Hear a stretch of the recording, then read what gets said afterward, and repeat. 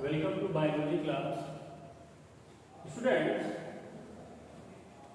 during previous lectures, we were discuss in life process about nutrition and respiration.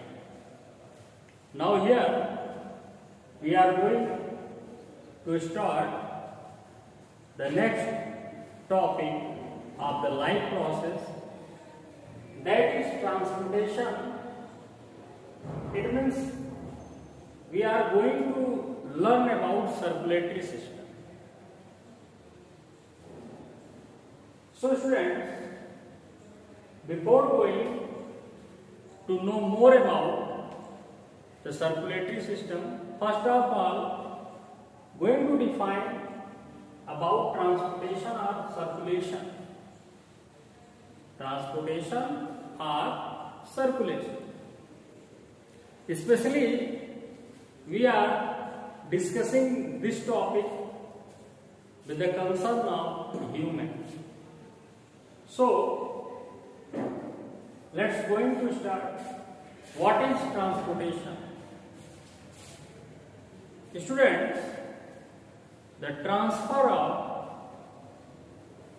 food substances to the various parts of the cells inside the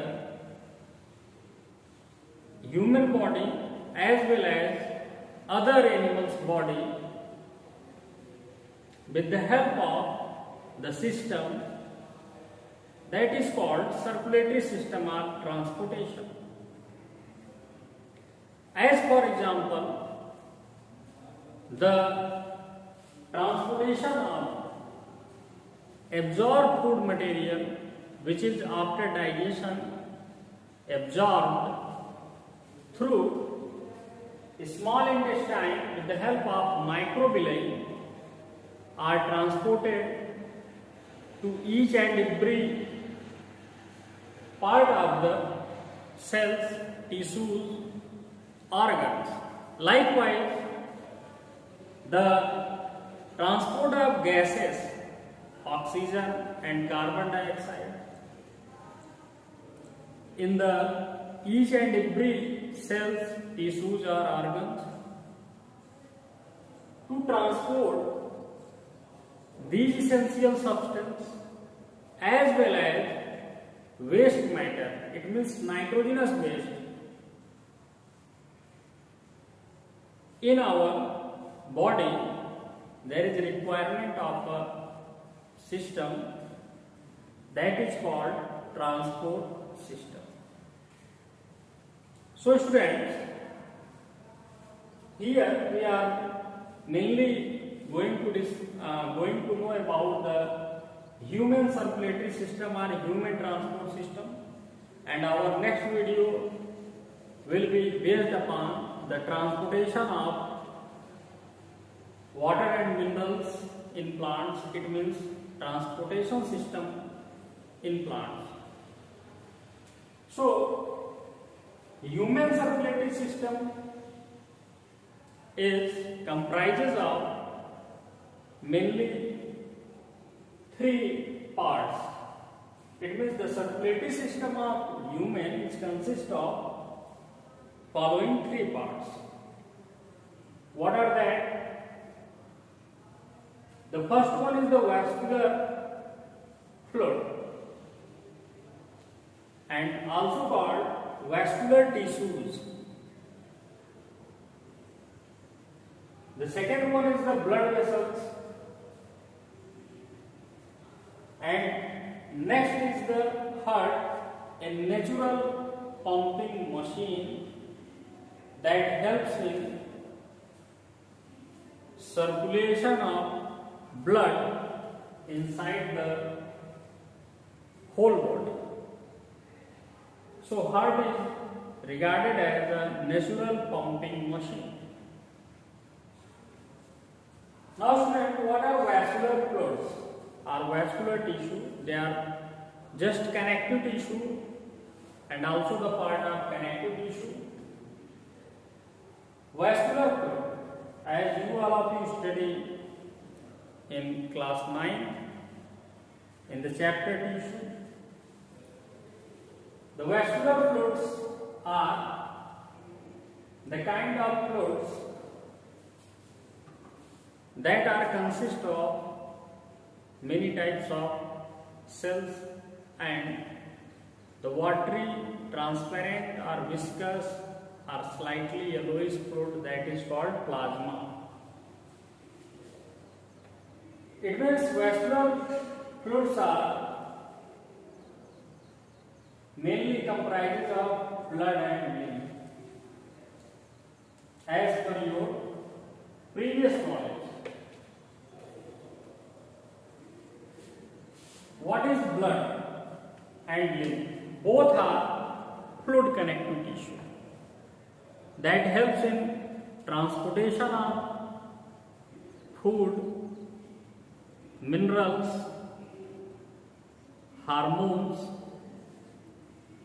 different types of enzymes, amino acid, and all types of metabolites that are transported from one cell to another cell, one tissue to another tissue inside the internal environment of the body. So students, blood is a type of fluid connective tissue that is consist of following two parts. The first one is the plasma that comprises about 90%. How much? About 90% part of the blood. Plasma is very clear, transparent, light yellowish or pale in color, and it contains mainly 90 to 95% water, and rest of 5 to 10% contains organic, inorganic substances, salts, minerals, proteins like substances, as well as some amount of residual matters. Now, the second one is the corpuscles or blood. The corpuscles or blood comprises about 9 to 10% total part of the blood. Corpuscles are also known to be blood cells. What? They are also known to be blood cells. You can easily call blood cells or corpuscles. Both means same. There will be no difference in corpuscles or blood cells. There are mainly three types of blood cells are found. What are these? The first one is the RBCs, or red blood corpuscles. Its abbreviation is red blood corpuscles, and RBCs are also called erythrocytes. What? Erythrocytes. Is that clear? Erythrocytes are RBCs are red blood corpuscles. These appears red in color due to presence of a special type of protein that is called hemoglobin. The hemoglobin contains a pigment, or hemoglobin is a type of pigment that is also called respiratory pigment, because the presence of hemoglobin in RBCs helps in the process of transportation of gases, it means oxygen and carbon dioxide, in the circulatory system. Moreover, we are going to more study about the RBCs or WBCs or platelets in incoming lectures. Now here only we are going to introduce about this type of the parts which comprises the human circulatory system. Now students, next one is the WBCs. The WBCs are also called leukocytes. What? Leukocytes. Its abbreviation is white blood corpuscles or white blood cells. And they are transparent or colorless or white in color, so called white blood cells. They does not contain any hemoglobin pigment. That's why it means hemoglobin pigments are absent in such type of cells. That's why called WBCs. The WBCs are well nucleated and their plasma contain some granular bodies, whereas some of the RBCs does not contain any granular bodies in their plasma. On this basis, the WBCs are further divided into two types: granulocytes and agranulocytes. What are granulocytes? The kind of WBCs whose plasma contain granules like substance or granular substance are called granulocytes. It means the presence of granular bodies or granules inside the cytoplasm of the cell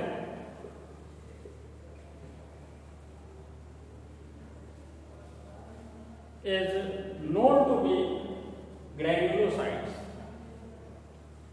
On the basis of shape of nucleus or lobes presence in the nucleus, and on the basis of staining, it means they can be stained in the various types of dyes to detect easily the granulocytes are of following three types.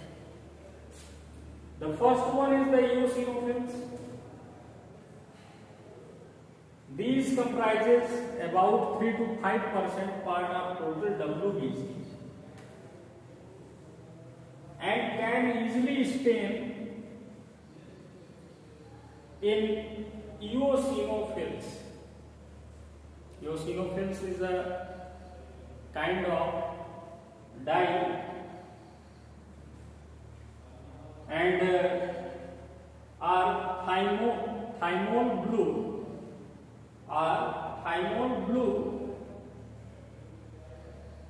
can be also used to stain eosinophils. Now the next one is the basophil. Its nucleus is just trilobular S shape and can be stained with saffronin or blue vitriol. So it means basic dye. It can be stained in basic dye in laboratory on slide. That's why called basophils. And the third one is the neutrophils. neutrophils can stay in neutral dyes, and they comprise about 25 to 30% total part of the WBC. The neutrophils are phagocytosis in nature, and usually all of you notice that the doctor said your WBC count is increases. So the increased rate of WBC, it means if its count reached more than 8 or 10,000 per milliliter in number, then the person is suffer from any infectious disease. This is the sign. The normal range below 7,000 count per milliliter. Is that clear? Now, the next type is the agranulocytes. When a WBC does not contain any granular body,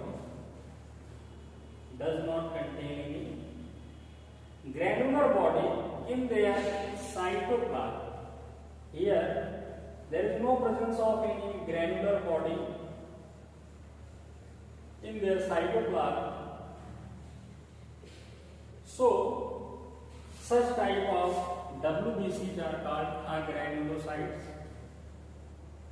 There are two types of agranulocytes. The monocyte, it has a large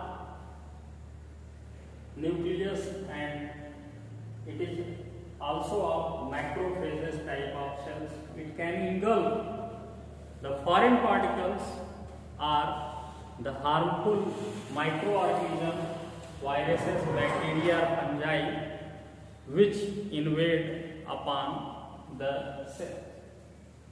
And next one is the lymphocyte.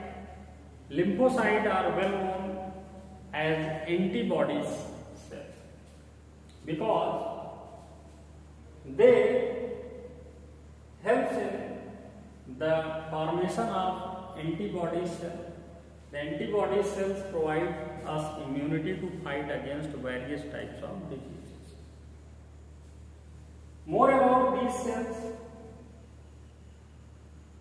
we study ahead. Now the next type of blood is platelets. Students, platelets are also called thrombocytes. What? Thrombocytes. Due to presence of a protein that is called thrombin protein. The presence of thrombin protein provides them a special ability that is called the nature of blood clotting or clotting of blood. If any kind of mechanical injuries or wounds, cuts happen, then the thrombocytes helps in clotting of the blood. Thus, students, these are the types of blood vessels, blood and their cells. These blood are flow in the type of vessels called blood vessels. Before going to know about blood vessels, here lymph.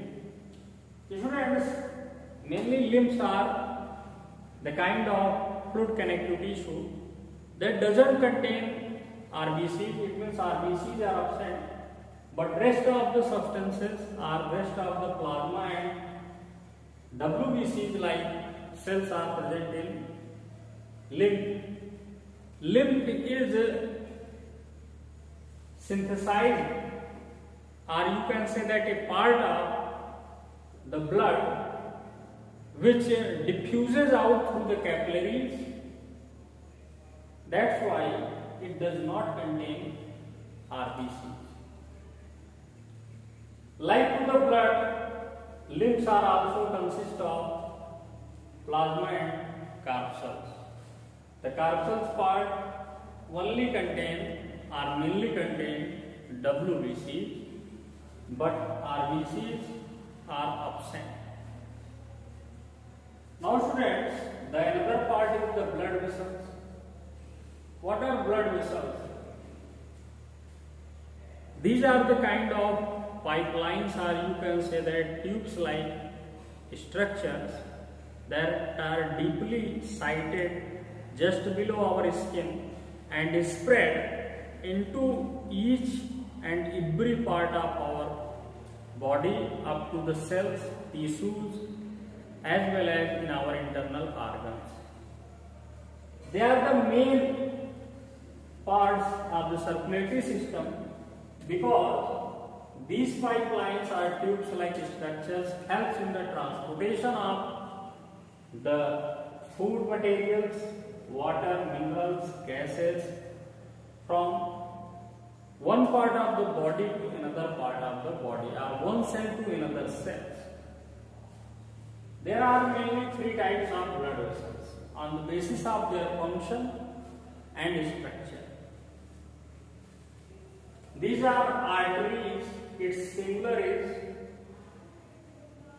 artery. What? Artery. So, artery are the kind of blood vessels which always carries pure blood. The arteries always carries pure blood from heart to the whole parts of the body. It means it receives the blood from the right atrium of the heart and distributes to the whole parts of the body. Such blood is oxygenated, it means contain oxygen, that's why called oxygenated or pure blood. There is also exception about the artery. The pulmonary artery always carries impure blood because it carries or it receives the impure blood from the whole body and it passes into the first chamber of the left heart and further connects with our lungs. It means it again collects the blood from the left ventricle and passes to our lungs. So, the pulmonary artery is the exception because it always carries deoxygenated blood. It means the blood which contains carbon dioxide. Is that clear?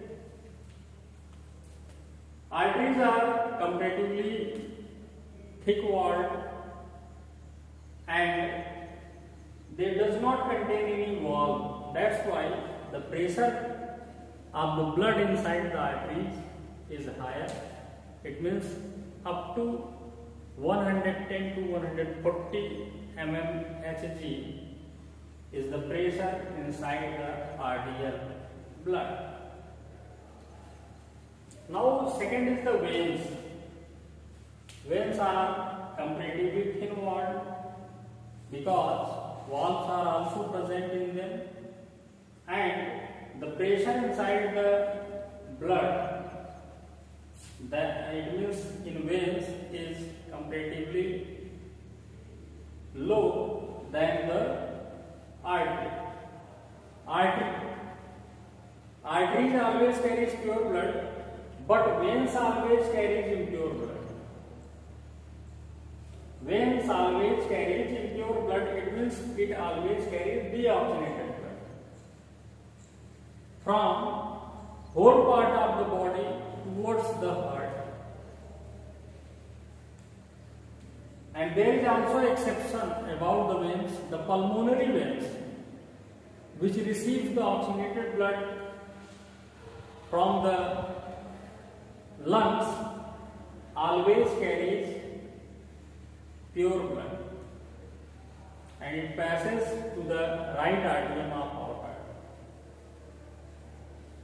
So students, the inner wall of the veins contain semilunar valves that controls the pressure of blood inside the veins. That's why the blood pressure in veins is comparatively less than the artery. It means which is about 60 to 70 mmHg. Here Hg is the hydrogram, it means mercury. The sphygmanometer through which blood pressure is measured is based upon the mercury. That's why here the reading is said to be mmHg or unit is mmHg. Now student, capillaries. Capillaries are just intermediate part of the artery and veins. Where artery and veins are absent, capillaries are present. And it serves performing the function of both the arteries and veins. Capillaries are mainly found in the internal organs. Our internal and delicate organs. They not only supply, or you can say that, oxygen and food materials to each and every cells, tissues of our delicate organs, but also helps in transportation of the waste material, nitrogenous waste, from each and every cells, tissues or organs where they are present. That's why the capillaries perform the function of both arteries and veins, and hence called the intermediate part between artery and vein. Like to the artery, their similars are also vein and capillary. Its singular is capillary. Is that clear? Now students, heart, and about heart we have to study it in more detail. In short, you can call heart a natural pumping machine which receives the deoxygenated or impure blood from the whole parts of the body, and after oxygenation from the lungs, it pumps out the oxygenated blood to the whole parts of the body. Students, the heart wall contains cardiac muscles, and the cardiac muscles start functioning from embryonic development to the throughout the life without taking rest. It means they never get tired. Once become functional, never gets tired.